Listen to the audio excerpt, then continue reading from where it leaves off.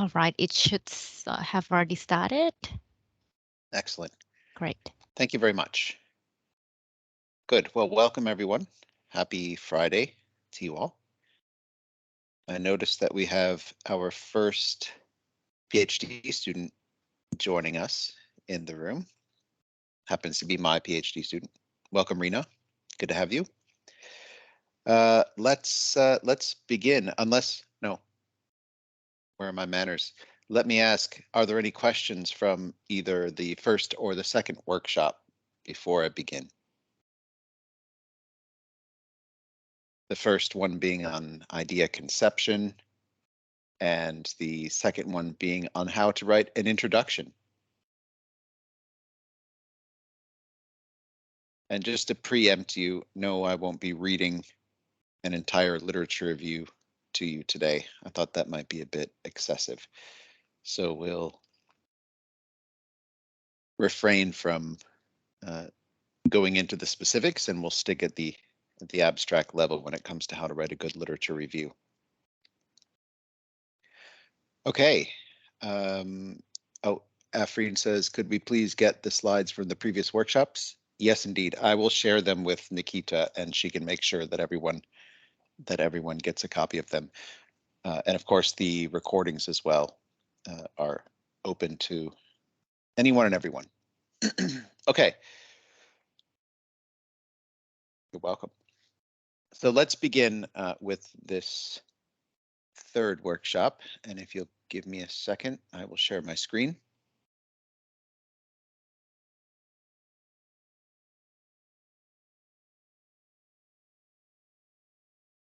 Okay. Paper Development Workshop 3, Writing a Theory/Literature Review.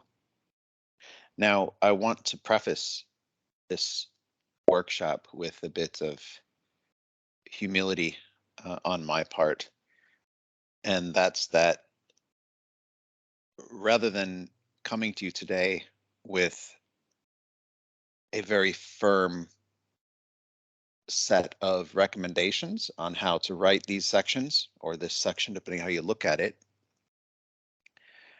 I think I would much rather see a dialogue between myself and those in the room in relation to what makes a good theory and literature review section.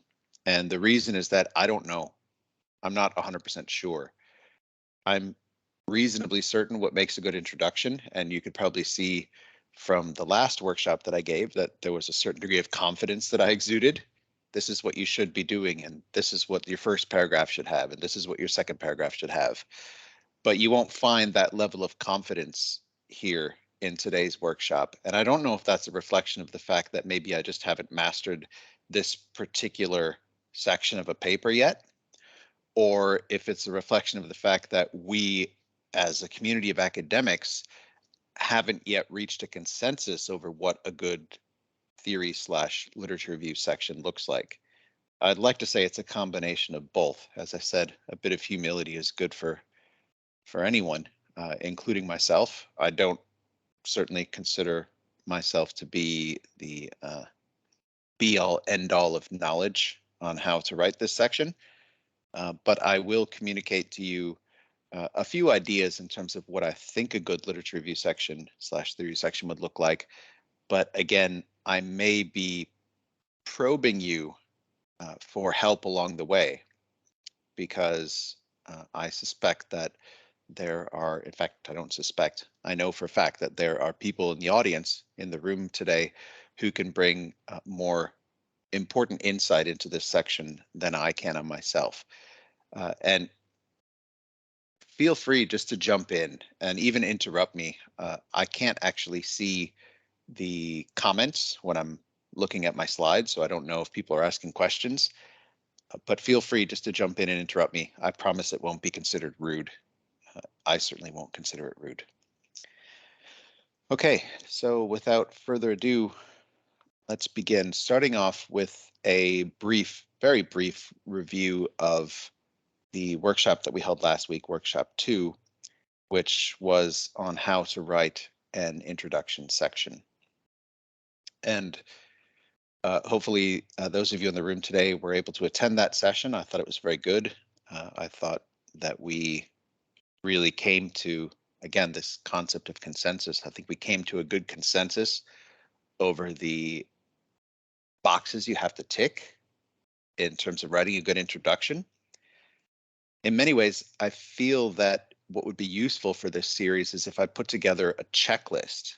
You know, there's like some literature now these days about the importance of checklists in terms of increasing performance and efficiency and reducing, for example, accidents and health and safety violations in the workplace. And a lot of people find them a bit silly and kind of elementary.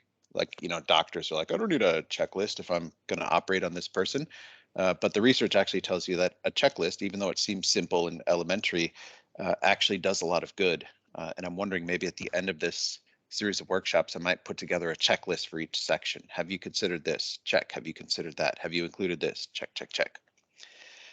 So just in terms of the key topics that you should include in your introductory section, you'll remember the first clump or set of paragraphs was answering the question of what your paper is about, basically presenting your argument and explaining to the reader, setting the hook and explaining to the reader what exactly it is you're trying to do or to accomplish in this manuscript. And then the second set of paragraphs, usually it's a single paragraph, would be an explanation of why this topic is important. Again, as I said last week, you may think that it's important and you may know that it's important, but just because you think it's important or know that it's important doesn't mean that other people know that it's important. And you do have to communicate that explicitly, even if you think it's taken for granted. Now, the third section is how your research makes an original contribution and to which literatures are you making that contribution. And really what you're doing here is you're just teasing the reader. You're just providing a few hints. You're not going into any depth about the extent of that contribution, but you're very briefly giving an overview of where the contribution lies and just in a few lines what the contribution is. Now, at today's workshop, we're going to take that teasing and we're going to stretch it out over the course of an entire literature review. And then the last thing that you could or could not include in a literature review, as we talked about last week, was a summary of how the paper will unfold. First this, then that, then that. As we discussed last week, some people find this superfluous, myself included. It doesn't seem to make a lot of sense or add a lot of value, but for whatever reason, this is what editors and reviewers are looking for these days. So hopefully the introduction, how to write an introduction session from last week was useful to you. And without further ado, let's talk about how to write a good literature review. So what does a good literature review look like?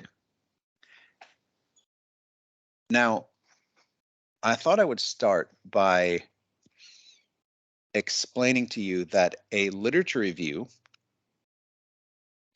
will very likely look different based on the epistemological approach that you're taking in your paper. And by this, I mean that those pursuing an inductive approach to research will present a literature review that looks substantively different than those presenting that are pursuing a deductive approach to research. So let's think about just very briefly the difference between these two terms, inductive versus deductive research. Inductive research starts with the data and then uses the data as a means for constructing a theory. Whereas deductive research starts with a theory and then tests the integrity of that theory via the use of data collection. And generally speaking, although it is a bit of a generalization, inductive research generally corresponds to more qualitative approaches, and deductive research generally corresponds to more quantitative approaches to data collection and analysis. Now, if you're assuming a deductive approach in your research, then your literature review should be a pretty heavy component of the paper, because it's through the literature review and the theory that you can articulate the hypotheses that you will be testing through your data collection. And this, I guess, is the realm in which I feel most comfortable imparting insight, right? So if you're a quantitative researcher, my guess is you'll get more out of this session than if you're a qualitative researcher, because the truth is I'm not sure exactly what a good literature review looks like in the context of qualitative or inductive research. And the reason I say that is that I'm vaguely familiar with some of the more common inductive approaches that are used in qualitative methods, things like grounded theory, and grounded theory, I may be wrong, or this may be an oversimplification, states that you enter into the field with a set of what they call sensitizing concepts.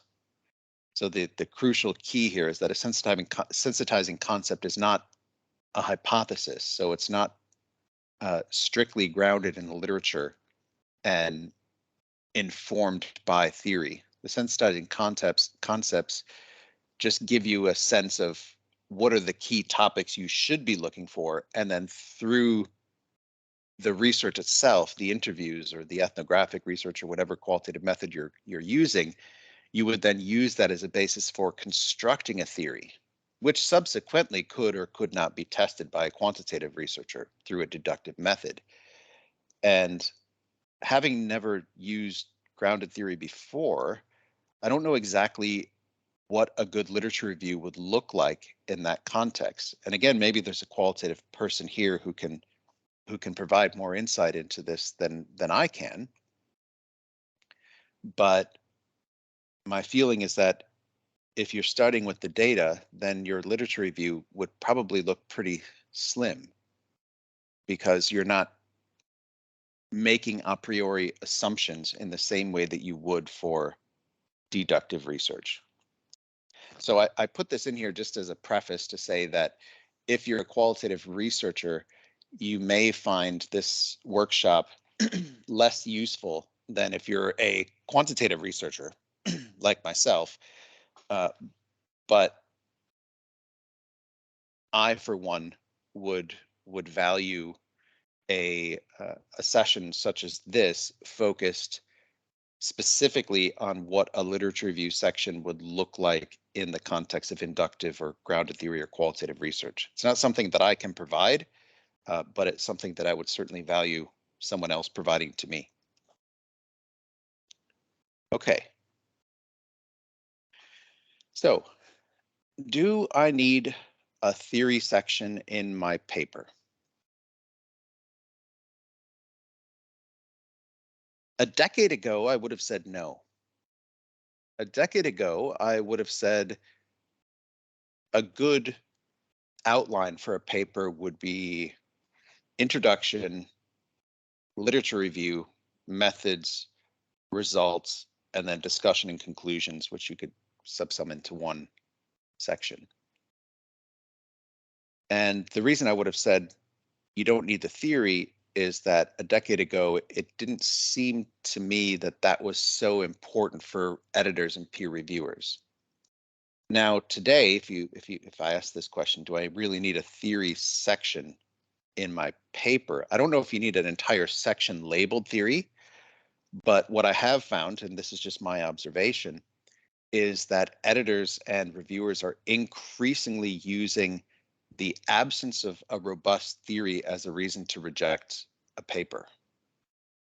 So I would say yes, increasingly you are going to have some kind of theoretical grounding for your paper that goes beyond just reviewing the literature, that essentially establishes expectations of what you think you're going to find, again, in the context of deductive research.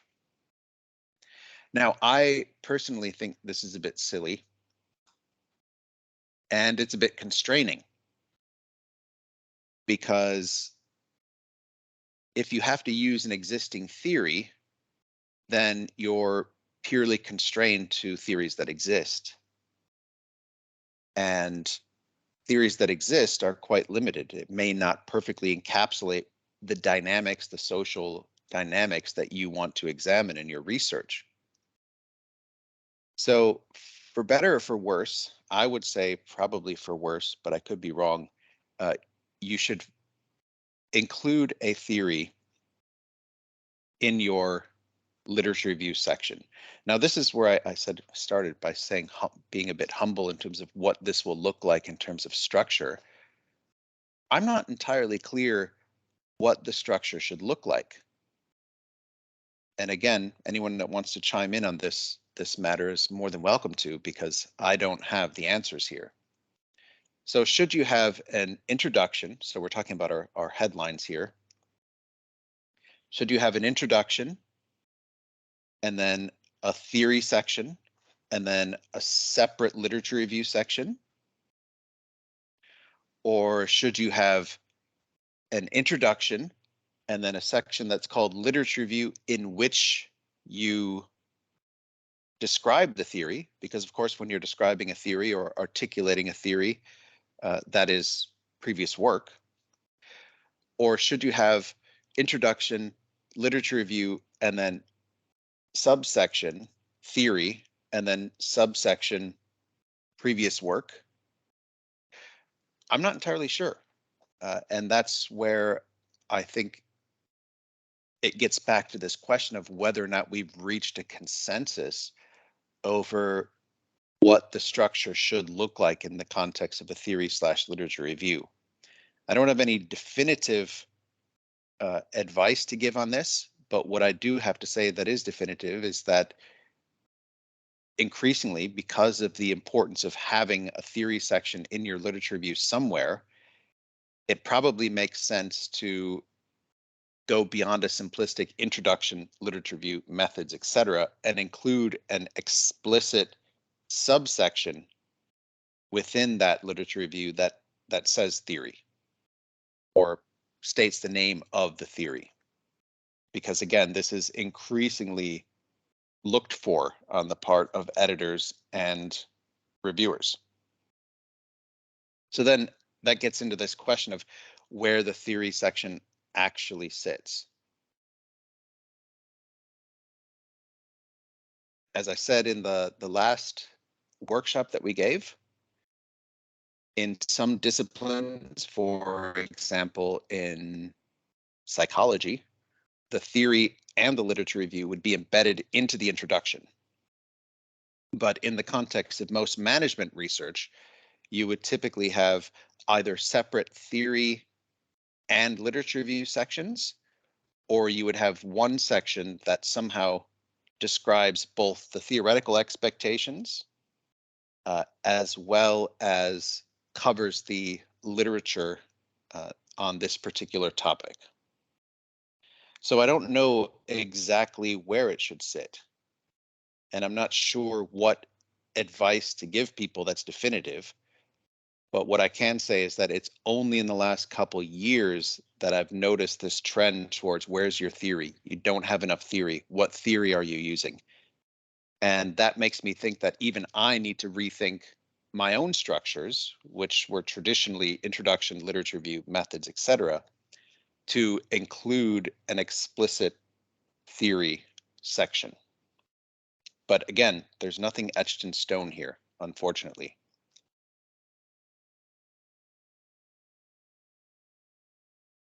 Now, we can now move on to the question of how you find a good theory. And then the secondary question of why can't I just create my own theory? Maybe I'll start with the second one. Why can't I just create my own theory? You can create your own theory, but to create your own theory, you wouldn't have enough space to do it justice in the context of an empirical paper. That is to say, if you're writing an empirical paper, if you're collecting data, if you're analyzing the data, if you're writing up the results, the space that you would be allocated for your literature review is roughly around 2,000 to 3,000 words maximum, given that a typical paper has a maximum of 8,000 words. And given the fact that you only have 2,000 to 3,000 words in your literature review / theory section, to develop an entire theory all on your own that's perfectly tailor-made for the question that you're interested in, you wouldn't have the necessary space to do so properly. And my feeling is that a reviewer would say, you're trying to bite off more than you can chew here. What you really should be using is an established theory that informs the research questions that you're asking. Now, if you want to create your own theory, there are some outlets that you can pursue. I'm sure everyone in the room is familiar with the Academy of Management Review. This is one of the top management journals, some would argue the top management journal in the world, that exclusively publishes theory papers. If you have an empirical paper, if you've collected data in any way, they will reject your paper. Sorry, it says there's someone in the lobby. Hopefully they found a way in. So as I was saying, there are some outlets for publishing a good theory paper. That isn't exactly what this particular talk is about, but I just wanted to raise the issue that if you feel that you have a good, unique theory that you would like to share with the world, you can choose outlets like the Academy of Management Review. And in my particular field, I don't know about your field, but in my particular field, we have the Human Resource Management Review, which is like the Academy of Management Review, but it's specifically tailored towards theoretical frameworks in the context of HRM. I would warn you by saying that the chances of getting a theoretical paper accepted are extremely slim, much slimmer than for empirical papers. If you really want a pathway to publication, an easy pathway to publication, there is no easy pathway to publication, let's face it, but relatively easy pathway to publication, empirical papers are the way to go. So you are taking a bit of a risk writing a theoretical paper because you will find many more obstacles along the way to getting that published.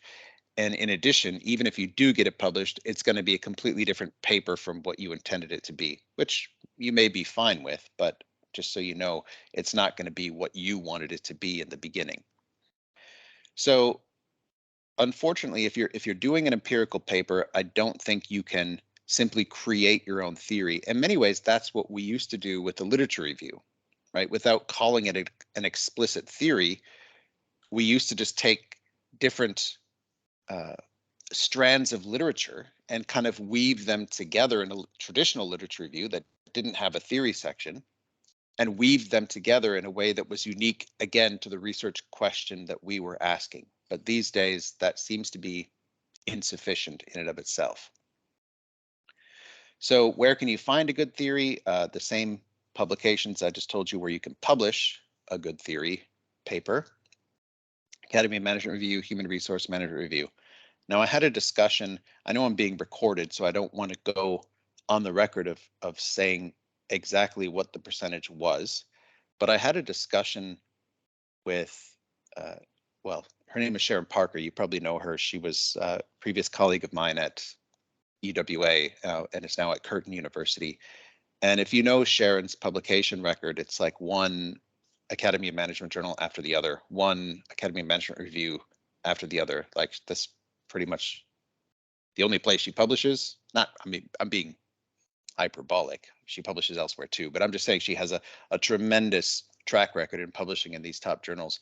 And I had a conversation with her once, and I believe she told me that something along the lines of 90, I'm going to say 95 or 96% of all the theories that have been presented in the Academy of Management Review have never been tested, which I found quite shocking. I mean, I would believe it. I certainly believe that statistic. So there is quite a lot in there, but the question is, does it fit exactly with what you need for your particular research questions? It's a bit like, you know, finding a needle in a haystack. But if you are interested in identifying a good theory that could be tested empirically, I would just page through the Academy of Management Review and see if you can find a theory that tickles your fancy and perhaps build an empirical framework around testing that particular theory. And then that solves this question of theory ambiguity and where does the theory actually sit. So there are places where you can find good theory. They might not be exactly what you need at that particular time. And there are places where you can create your own theory papers, but I would warn you that going down that track is infinitely more difficult than going down the track of putting together an empirical paper. So insofar as you are pursuing a deductive approach to your research, then the question is, where do the hypotheses sit? And again, I don't have a definitive answer to this question. If you have a separate theory section, should the hypotheses sit within the theory section? Or should they sit within the previous work section? My gut tells me that the latter makes more sense than the former. That is to say, to the extent that you have an explicit section or subsection of theory within your paper, that would basically articulate general expectations. So we're not talking about specific types of relationships, but your theory section would articulate general expectations in terms of the relationships you might expect to see that you're looking at. But when it comes to setting out your hypotheses in your literature review, I think that those are best set out in relation to your review of previous work, because each hypothesis should be preceded by a buildup of studies, right? So this is where you're reviewing previous work and you're saying this person found this and this person found this and this person found that. And what you want to do to really strengthen your hypotheses is that the paragraph preceding them should really establish why you're making this particular hypothesis in relation to what has already been found. And again, this gets quite difficult when it comes to hypotheses surrounding mediation and moderation, because those are oftentimes unique to what you expect and what you want to look at. But to the extent that you can find any evidence that lends credibility to that particular hypothesis, my view is that the best way to write these up is intermittently within your discussion of previous work. Some people will write their literature review and then include all their hypotheses at the bottom. I think personally that that's a mistake, because if you leave all your hypotheses at the very bottom of the section, it's harder for the reviewer or the reader or the editor to draw a link between a particular hypothesis that you're articulating and the literature that's already been established. But if you cover the literature, the relevant literature that leads up to that hypothesis, and then explain that hypothesis or articulate or state that hypothesis, and then you cover more literature that will inform your second hypothesis. This is, in my view, the best way to situate hypotheses, is intermittently as you move through your discussion of previous work. Now, how do you craft a good hypothesis? I can't overestimate how important it is to get this right the first time. Because for me, as a registered reports editor, as someone who is fanatical about high quality research, there's nothing more annoying for me than when reviewers and editors tell you to go back and fix your hypotheses, right? That's not the way the scientific method was designed. We shouldn't be fixing our hypotheses post hoc, because then essentially what we end up doing is rewriting our hypotheses so that they conform with the results of our research, which is the opposite way of the way research should be undertaken. Research should be undertaken with the hypothesis first, followed by a test of that hypothesis that could either be accepted or rejected. So I can't overestimate how absolutely crucial and important it is to do a perfect job in articulating your hypotheses the first time. And the best way, in my view, to craft a good hypothesis is to stick to the principle that I talked to in the last workshop, which is the idea of the principle of parsimony. Generally speaking, the most parsimonious articulation of a hypothesis is the best one. This means that you need to think about what you want to say, and maybe what you want to say is quite complex. It might, again, involve some mediation or moderation type relationships, but you want to think about what you want to say, and then secondly, think about how you can say that most clearly, but in the fewest possible words. Because these hypotheses that are really long and they kind of draw on forever, they're a recipe for disaster because they're not as tight as they should be, right? So think about the simplest, most straightforward way you can describe the expectations in terms of the relationships between the variables you're looking at. And by all means, have some other people, some colleagues, look at those hypotheses to ask, do they make sense at face value? Because you don't want to find yourself in a situation where you have to go back post hoc and change the wording of your hypotheses.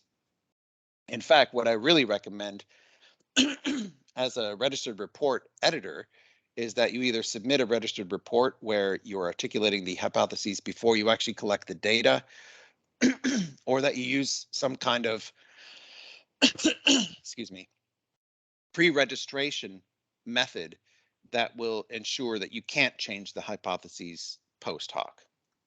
So really put a lot of effort into how you word your hypothesis and ask someone to read through it to make sure that it makes sense, because you want to get this right in the first instance. Okay. So we've talked a bit about the structure in terms of where you put your theory section. We've talked a bit about the interrelationship between the theory and the literature review. We've talked about where the hypotheses should actually sit within a literature review or theory section, and how to articulate a good hypothesis. Now let's talk about the actual literature review itself. So we're moving away from the theory section and the expectations, and now we're going to focus more specifically for the rest of this presentation on what a good review of previous work looks like. And the best advice I can give on this particular matter is what you should be doing is clumping studies together before you start writing your previous work section. Some people just start writing and reading at the same time, and they're sort of searching for studies that they can kind of bring in as they write. I personally think this is a mistake. You should organize your thoughts first and organize the literature first before you actually write the first sentence in your literature review. And when I'm talking about clumping studies, what I'm talking about is reading through a set of studies and trying to think about how they fit together, right? So some studies might have more concordance with others than they might with others. And so what you should do is lump together or clump together those particular studies and then use those clumps as a basis for the structure of the literature review. So I've got a few points here. This might be the key slide to be taken out of this presentation.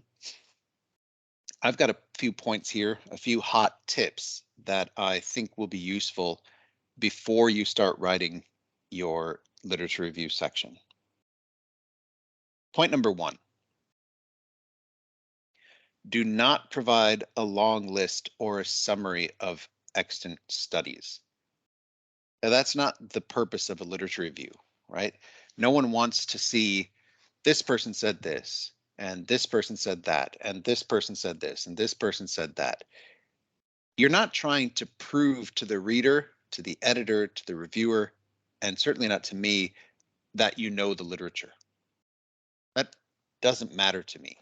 That might be enough for an assessment, right? If you're a student.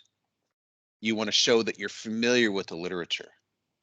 And on that basis, then perhaps a list of studies and you're demonstrating that you're clear in what the findings are of those studies might be enough.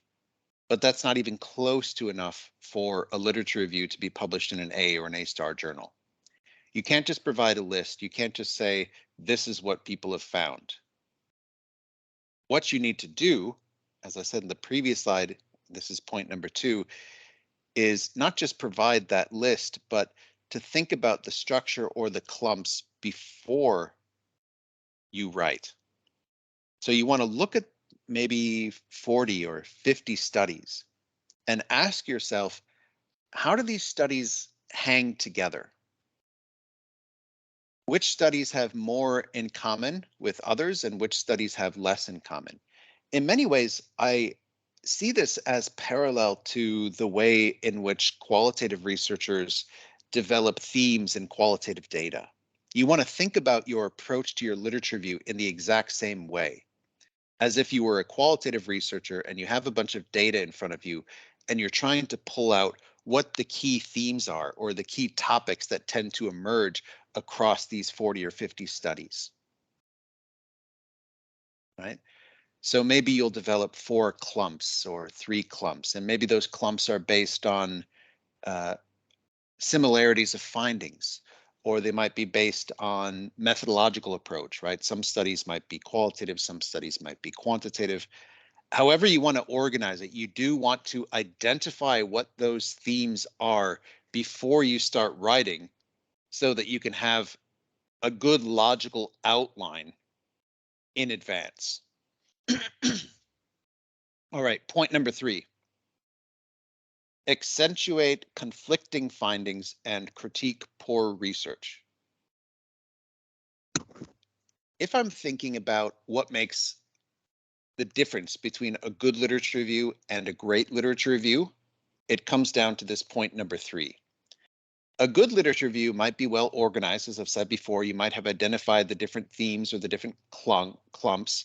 You're not just listing the studies one after the other. You've sort of organized them a bit in a logical form. That's a good literature review. A great literature review does all that. So you have a set of clumps or themes that you're articulating, and it's not a simple list.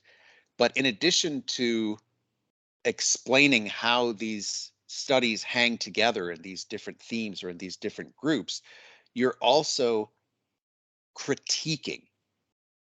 And as I was preparing for this presentation, I was looking through some of the literature and I came across one study that looked at what they called critical literature reviews.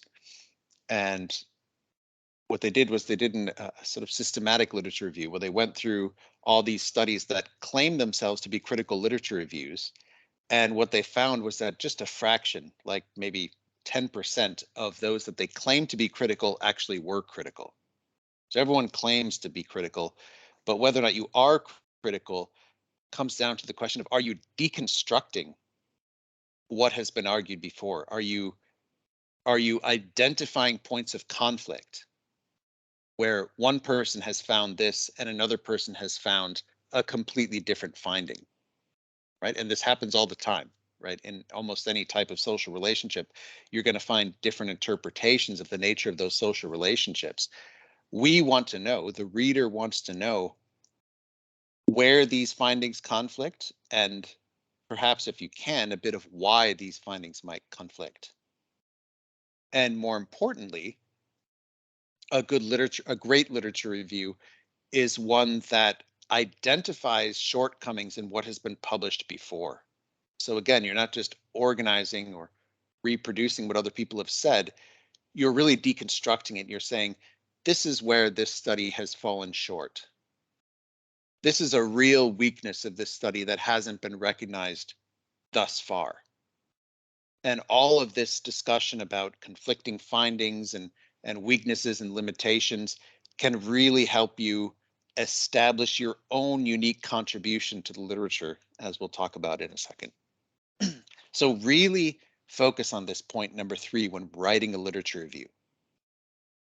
We don't want a list. We don't even want an organized list. What we want is an organized list that really identifies the contradictions within the literature and the poverty of previous methods or approaches that have been used. That's a great literature review right there. Point number 4, organize the literature into a table. Again, this is something that I wouldn't have recommended a decade ago, but I've just seen increasingly reviewers and editors calling for this. Just include a table where you're explicitly drawing out those themes that I was telling you about, those clumps, and listing out in that table which studies correspond to which theme, and maybe articulating, what the strengths or the weaknesses are of that particular theme. This is something that I think goes quite a long way in terms of helping the reader understand what you're trying to say, right? Literature reviews do tend to be quite long. They tend to be 3,000 words. By the end of those 3,000 words, the reviewer might have forgotten about what you were trying to say or how you were trying to say it. But a good, short, concise table that organizes the literature according to everything that we've talked about thus far will be a good reminder to the reviewer of why what you're saying is well organized and makes sense. It doesn't require a lot of time because you've already done the literature review, but it adds a lot of value in terms of clarity. Point number 5. Now, this is the general flow of information from the top to the bottom of a literature review. All right.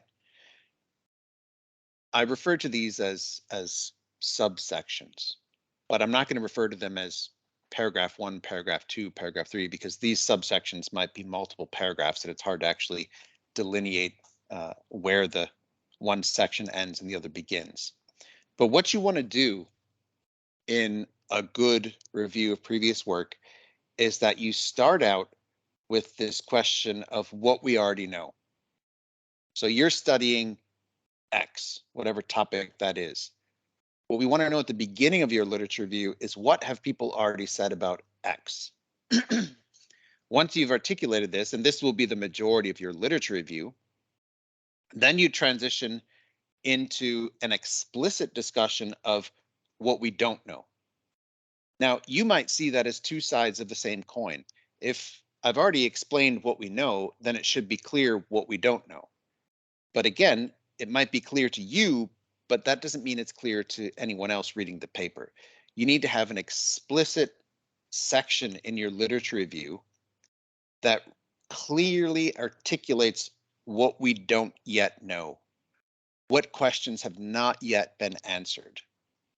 And then lastly, at the very end of your literature review, it's usually your very last paragraph, you have one crucial paragraph where you're stating, I've already said what we know.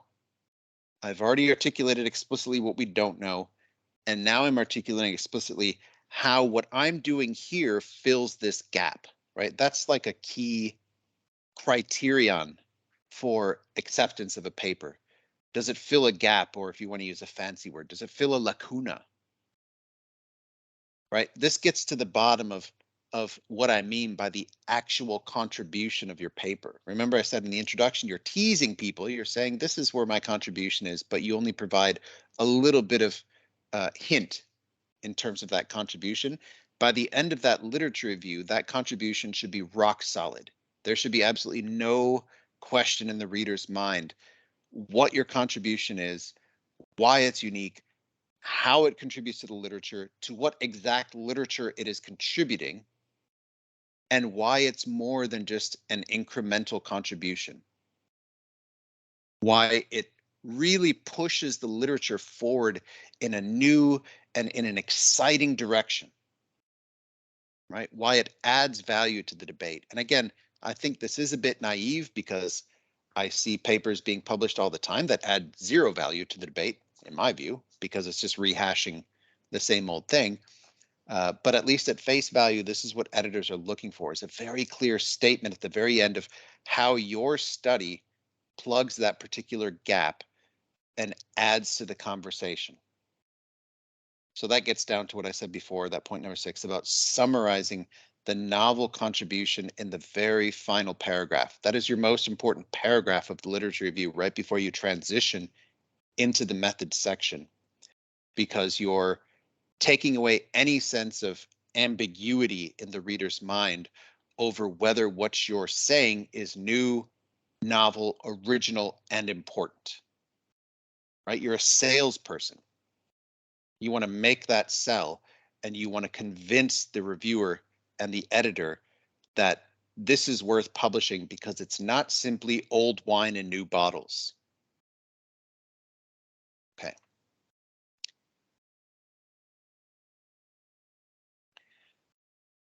Now, I did want to just give you another hot tip. This was one that occurred to me just this morning, and I just added this slide in at the last second. I think it's important when you're crafting your literature review that you have in the back of your mind a set of journals to which you intend to submit. And usually we do this, don't we? We all do this. We start writing a paper with in the back of our mind, what's our target journal? Where's the place we want to submit? We don't usually just start writing and then read it at the end and say, okay, this would be a good fit at this journal or that journal. Usually we have some kind of a priori thoughts in terms of where we want to submit, right? I'm writing a paper. I want to submit this paper to Human Relations, let's say. Now, what I would recommend if you intend to submit your journal to Human Relations, your paper to Human Relations, is that you have a look at what's been written in Human Relations on this particular topic and make sure it's cited in your paper, cited reasonably heavily. Because I have found, maybe just in discussions, I've never actually seen this happen in practice, but in discussions with other editors, they might say things like, oh, they submitted a paper to my journal and they didn't even cite anything from it. So they don't show an awareness of the kind of debates that we're talking about. So really think about where you want to submit and make sure that that particular journal has some coverage, has some visibility in your literature review.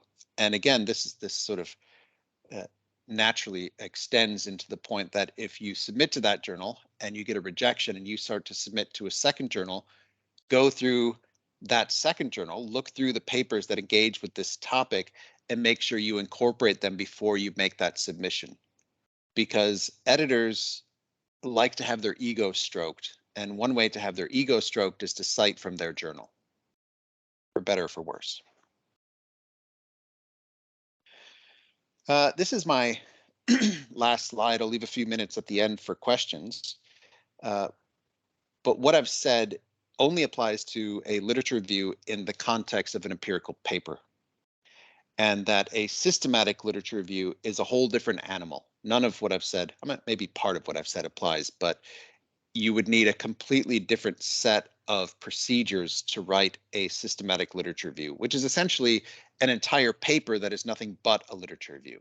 So with a systematic literature review, you identify keywords, and then you use those keywords to search journals, and then you identify a pool of articles that correspond to those keywords, and then you read through each article carefully, and then you systematize them in some thematic way. But this is a completely different animal to what I've been talking about, and maybe we can someday have a separate session on how to put together a systematic literature review. In fact, my PhD student, Rena, who's in this room, recently had a systematic literature review published in IJHRM, so she's more of an expert on it than I am. Okay, that is my presentation. I hope that was helpful, and I'm more than happy to take any questions that you might have, or even comments. If you think I was wrong about something, feel free to jump in and say, no, you shouldn't have said that. I'm in your hands. What would you like to know?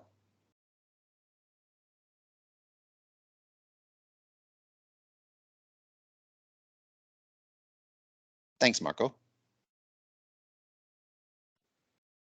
What do you think? Should we have a separate theory section now, or should the theory section be embedded into the literature review section? Maria. Hi, thank you, Andrew. Sorry, I was thinking about everything. I think it will be good. First, my understanding is that systematic literature review could be could contain certain type of quantitative or quantitative research, so could be also empirical. And that's my first comment. And second one is that it will be interesting to include in this workshop the focus of qualitative research as well, if possible. Yes. Well, what I intend to do is that, so for the next section, the next workshop, which I think is in like 2 months, basically I'm spacing these out based on how much time I think is required to write these sections. So from last week to this week, you should have been able to write an introduction. It's 1 week to write, 250 or 400 words. But from this week to next week, there's no way you could write a literature review. So I think we have a good 2-week break, or 2-month break between now and the next section, which covers methodological approaches, how to write a good method section. Now, as I said at the beginning of this workshop, a method section is going to look significantly different if you're using qualitative methods compared to quantitative methods. And I am best situated to talk about what a good quantitative method section looks like, but I'm going to ask another lucky member of the professoriate to run a parallel session at the same time. So you can choose one or the other, but we'll record both sessions. So even if you're not at one, you can still watch the other. But yes, to answer your question, Maria, we will, yes, have a section, a workshop specifically oriented towards qualitative methods. And on your question about the systematic review, I have found that these are some of the easiest pathways to publication.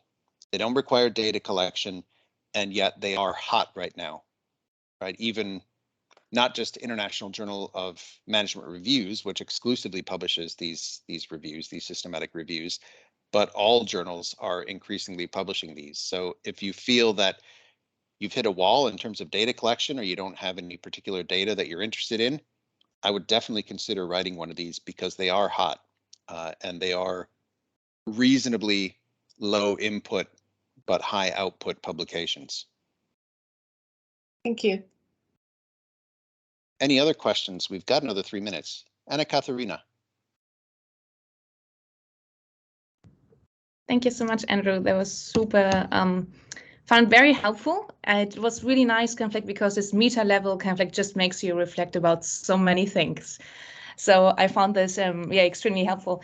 There are like 2 comments more, kind of like, so regarding the inductive research, kind of like I feel there is a trend, kind of like very new maybe, but kind of like more that we have more and more quantitative data as well in inductive studies. And I feel kind of like what I tried last year with a piece that got published in JBV was kind of like to use actually this inductive method for a quali-quanti study.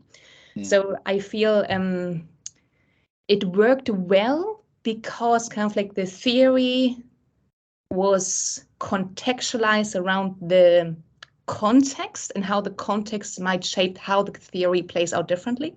So I think this might be something kind of like worth looking at for people who are very context specific research applicants. And when it comes to fitting the right theory, I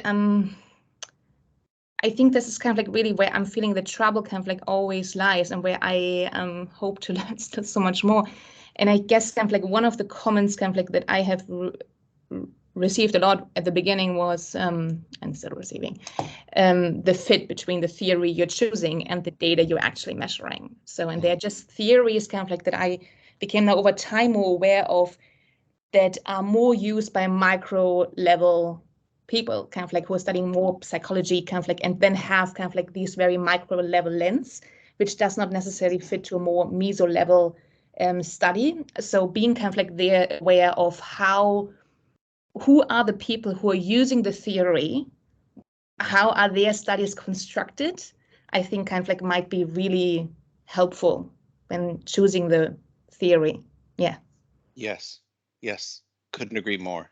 It's this is what I mean when I said it's quite constraining, because there's not always a good fit between the theories that people are using right now. Like, I don't know about you, but everywhere I read, it's like conservation of resources theory. Like, it's kind of everywhere. Like, there are certain theories that maybe it's just in my space, but there are certain theories that just gain traction. You feel like you kind of have to use them, but they don't necessarily add value specifically to what you want to do. So it does kind of direct our research in a way that maybe we didn't intend it to go.